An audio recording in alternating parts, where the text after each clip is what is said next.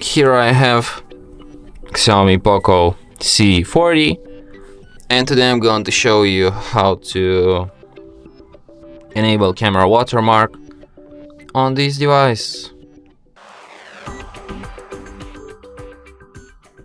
So firstly you have to open camera, then tap on three stripes here, go to its settings, and then go to the watermark. So you can add timestamp to watermark, you can enable device watermark.